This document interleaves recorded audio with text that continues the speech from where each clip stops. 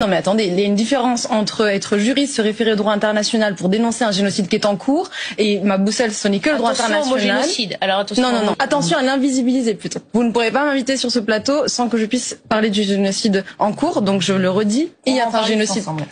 Non, je suis désolée. C'est extrêmement important. Moi, ce terme-là, je le porte. On va y revenir. On va en parler. Ne vous inquiétez pas. Oui, mais vous ne pouvez pas me censurer sur ça. On ne vous censure pas. Je rappelle juste que ces propos vous engagent et qu'ils sont lourds de sens. Tout le loisir. Ce sont de la Cour internationale de justice, donc vous pouvez continuer. Non, mais écoutez, à un moment donné, ça suffit. Hein. Alors, vous voulez qu'on en parle maintenant? Oui, parce qu'on peut pas me reprendre. On peut pas me reprendre quand je cite une décision de la Cour internationale de justice. Je ne sais pas si vous vous rendez compte. Vous pouvez pas me dire attention parce que vous n'êtes pas d'accord avec ce terme. Répondez-moi sur le fond. Quels sont les travaux aujourd'hui qui vous permettent de penser qu'il n'y a pas de génocide en cours? Moi, à l'inverse, j'en ai plein qui me démontrent qu'il y a un génocide qui est en cours. Voilà. What would you do if you were told that for the rest of your life you were going to have to live in a cage, be seized? What would you do if someone shot and killed your brother for simply being who they are? Me and my brothers are scared for each other, so we always try to be together because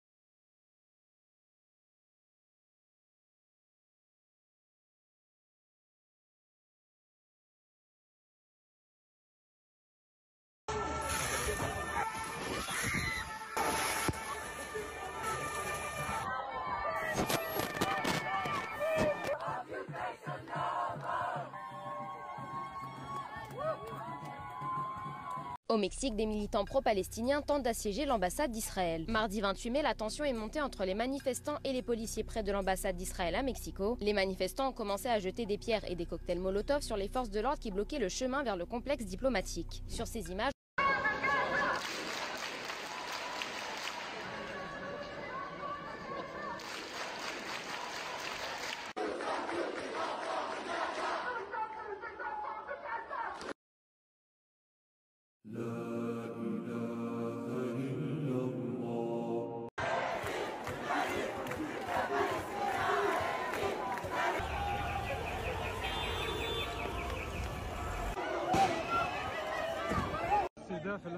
un centre de personnes déplacées, transformé en paysage de flammes et de ruines. Et sous les décombres, des personnes prises en charge le plus vite possible. Nous sommes près de Rafah, dans le sud de la bande de Gaza. Ce sont des images effroyables avec lesquelles le monde s'est réveillé ce matin. Celle d'un camp de réfugiés à Rafah, bombardé par l'armée israélienne. Le bilan de ces frappes fait état d'au moins 45 morts. Ce bombardement a causé la colère et l'indignation générale. Vous pouvez voir ici des rassemblements, des manifestations dans plusieurs villes différentes, dont à Paris ici, ou encore à Barcelone.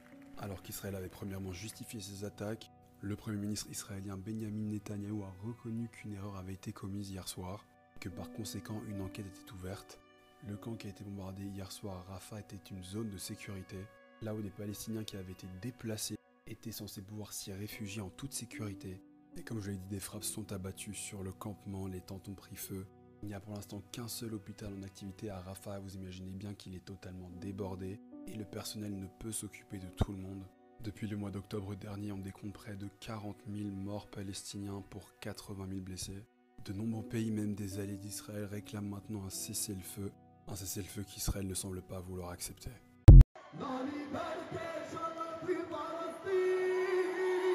Comme très souvent certains soirs aux abords du Zénith, les gens commencent à se rassembler à l'entrée. Mais cette fois, il y a une ambiance un peu plus militante. Et ils étaient plus de 7000 à attendre pour un moment particulier, le concert. Le président iranien Ebrahim Raïssi est mort dans le crash de son hélicoptère. Les médias d'État l'ont annoncé ce lundi matin. Ces premières images montrent l'appareil complètement détruit dans la forêt de Dizmar, au nord-ouest de l'Iran. D'après les autorités locales, l'appareil a fait un atterrissage brutal